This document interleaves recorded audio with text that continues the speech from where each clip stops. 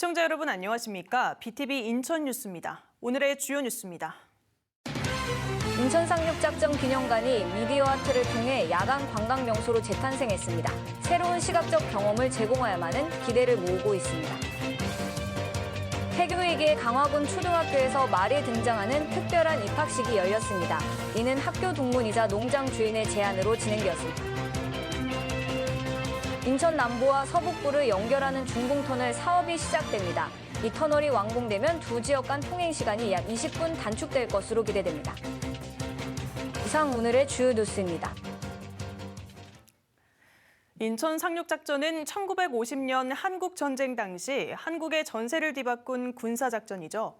이를 기념하고 보존하기 위한 기념관이 지난 1984년에 문을 열었는데요.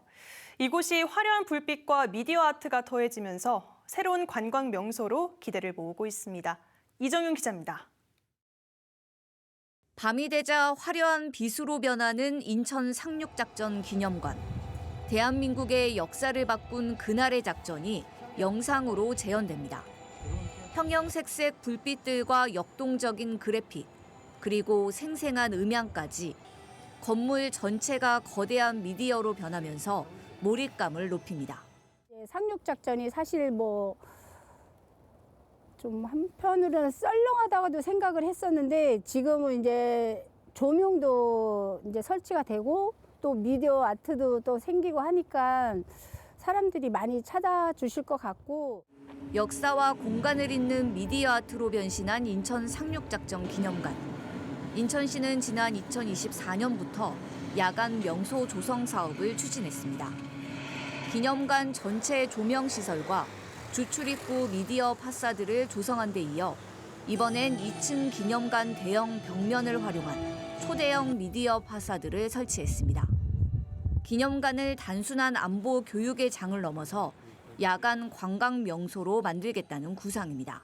저희가 이제 3단계 사업도 좀 구상하고 있는데요. 외부는 어느 정도 됐지만 내부의 오래된 시설물들을 좀 개선하고 또 디지털화, 현대화해서 내부 외부 콘텐츠가 이어지도록 할 예정입니다.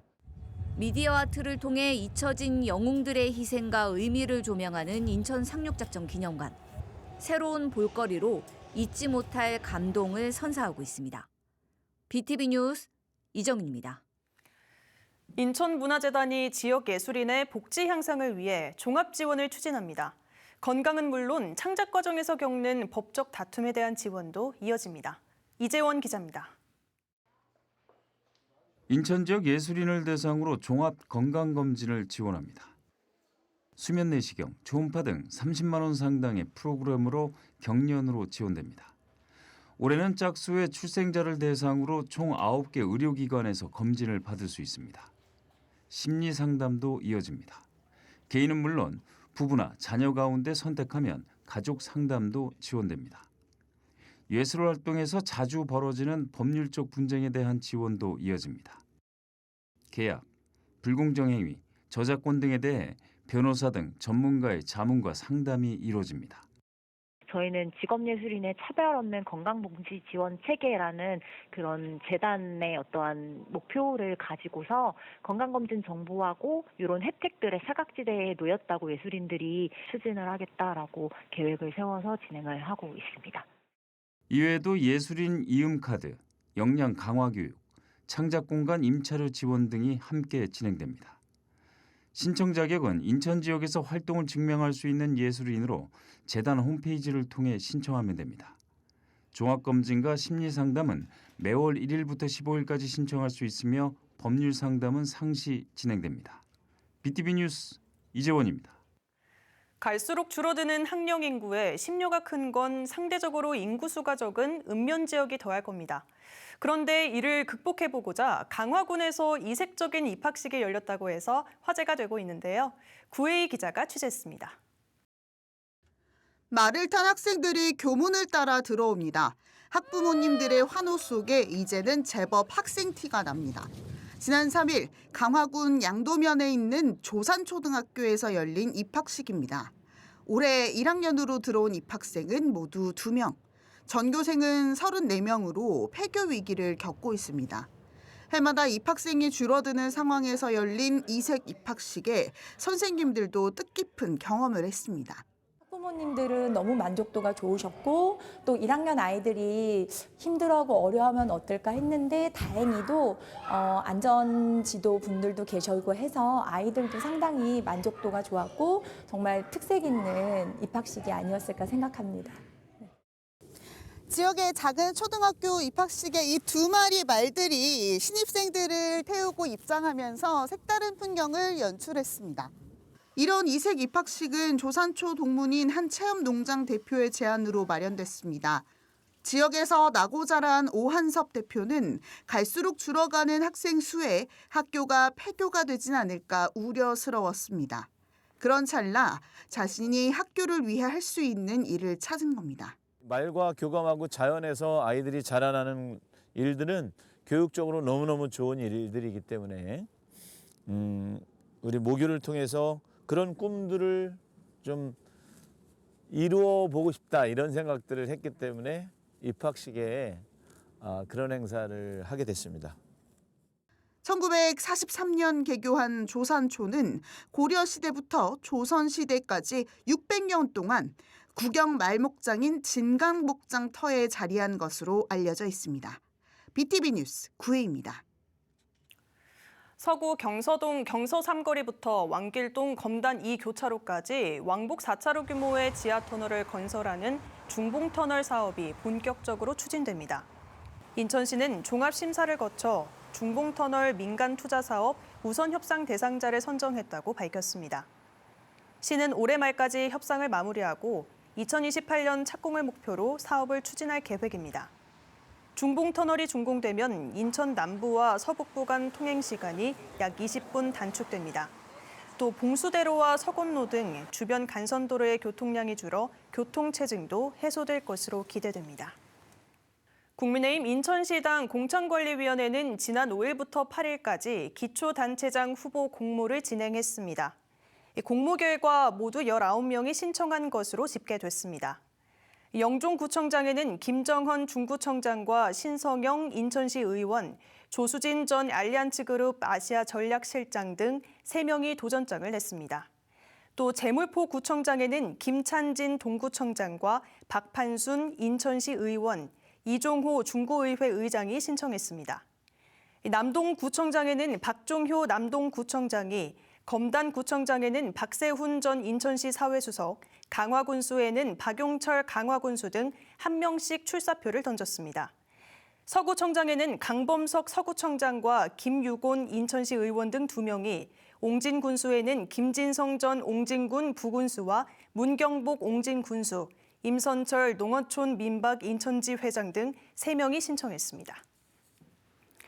인천시가 올해 3억 5천만 원을 들여 전기 이륜차 보급 사업을 추진합니다. 올해는 상반기에 180대, 하반기에 40대 등 총 220대를 보급할 예정입니다. 전기 이륜차 유형과 성능에 따라 한 대당 100만 원에서 300만 원까지 차등 지급됩니다. 특히 기존 내연기관 이륜차를 폐차하고 전기 이륜차로 교체하면 30만 원을 더 지원받을 수 있습니다. 신청 접수일 기준 30일 전부터 인천시에 주소를 둬야 하며 전기 이륜차를 구매한 뒤 무공해차 통합 누리집에서 지원 신청을 하면 됩니다. 인천시가 소상공인의 폐업 부담을 덜어주고 재개할 수 있도록 다양한 지원 사업을 추진합니다. 우선 인천시는 올해 1월 1일 이후 폐업한 소상공인을 대상으로 점포 철거와 원상복구 비용을 지원합니다. 특히 올해부터 점포 철거 지원금을 기존 400만 원에서 600만 원으로 늘렸습니다. 또 재취업이나 재창업을 준비하는 소상공인에게 교육훈련비 또는 건강검진 비용을 최대 50만 원까지 지원합니다. 지원을 원하는 소상공인은 인천 소상공인 종합지원 포털과 인천 소상공인 종합지원센터 누리집을 통해 접수하면 됩니다.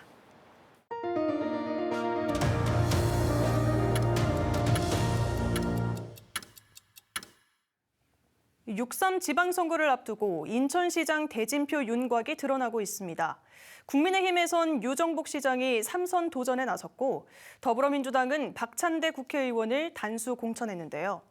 수성이냐 탈환이냐 앞으로 치열한 대결이 예상됩니다. 이정윤 기자입니다. 영국 출장에서 돌아온 뒤 출판 기념회를 개최한 유정복 시장.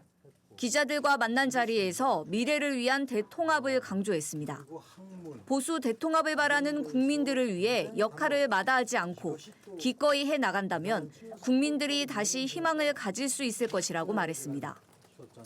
친윤도 비윤도 친한도 친장도 없이 또 보수도 개혁도 중도도 없이 모두가 다 한마음으로 인천의 미래를 생각하는 마음이 결집됐다 하는 부분에서 제가 상당히 좀 희망을 본 것 같습니다.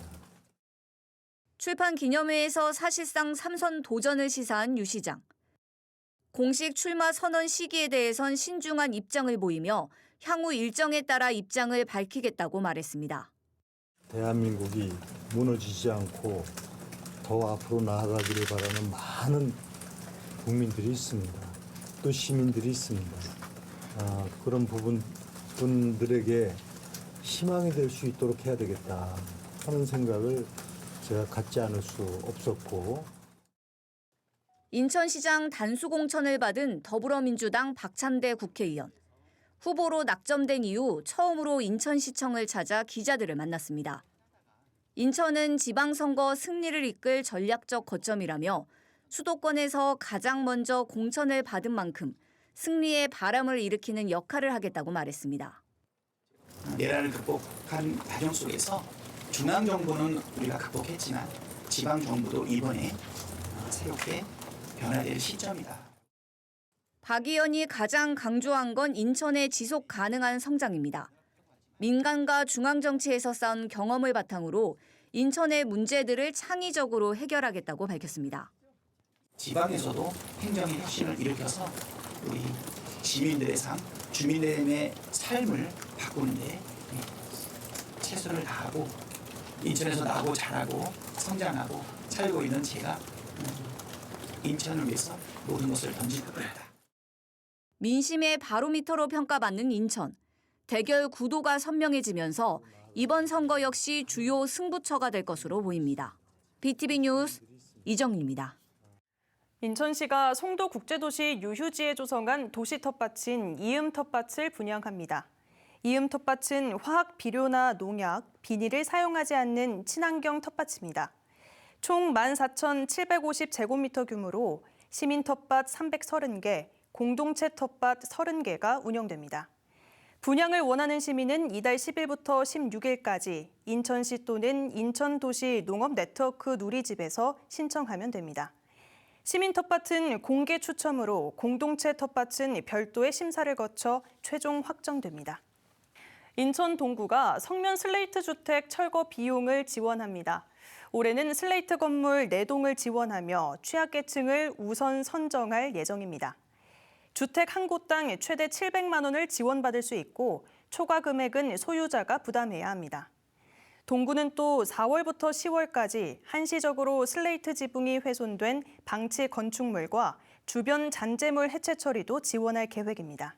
자세한 내용은 동구 환경위생과로 문의하면 됩니다. 인천 서구에서 악취를 발생하는 사업장에 대한 관리가 강화됩니다. 올해는 지역 내에 있는 악취 중점 관리 사업장 53곳을 포함해 모두 1,002곳의 악취 배출 사업장을 대상으로 집중 점검을 추진합니다. 이번에 중점적으로 점검하는 항목으로는 악취 배출과 방지 시설 설치를 적절하게 했는지, 악취 배출 허용 기준을 지켰는지 등을 살펴볼 예정입니다. BTV 뉴스는 뉴스 홈페이지에서도 바로 시청하실 수 있습니다. 시청자 여러분의 많은 관심 바랍니다. 이상으로 BTV 인천 뉴스 모두 마칩니다. 시청해주신 여러분 고맙습니다.